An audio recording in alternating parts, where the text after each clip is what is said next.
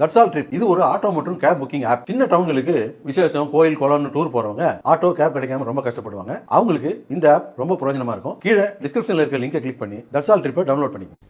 தேனி மாவட்டம் போடியில் சட்டவிரோதமாக விற்பனை செய்ய முயன்ற 28 கிலோ கஞ்சாவை போலீசார் பறிமுதல் செய்தனர். தேனி மாவட்டம் போடி நகரில் அரசு மருத்துவமனை அருகே கஞ்சா விற்பனை நடைபெறுவதாக போடி நகர் காவல்துறையினருக்கு ரகசிய தகவல் கிடைத்தது. இதன் அடிப்படையில் காவல் உதவி ஆய்வாளர் கிருஷ்ணவேணி தலைமையிலான போலீசார் காலை 6 மணி அளவில் அப்பகுதியில் தீவிர ரோந்து பணியில் ஈடுபட்டனர். அப்போது சந்தேகத்திற்கு இடமாக நின்றிருந்த 2 நபர்களை போலீசார் சோதனை செய்தனர். அப்போது அவர்கள் சரிபாதியாக பிரித்து வைத்திருந்த 28 கிலோ 450 கிராம் அரசால் தடை செய்யப்பட்ட கஞ்சா இருப்பது கண்டுபிடிக்கப்பட்டது.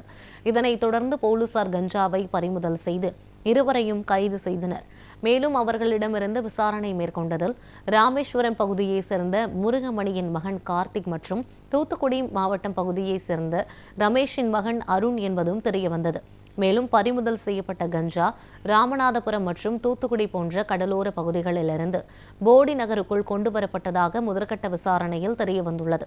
இதனைத் தொடர்ந்து கைது செய்யப்பட்ட இருவரையும் போலீசார் நீதிமன்றத்தில் ஆஜர்படுத்தி நீதிமன்ற காவலுக்கு அனுப்பி வைத்தனர்.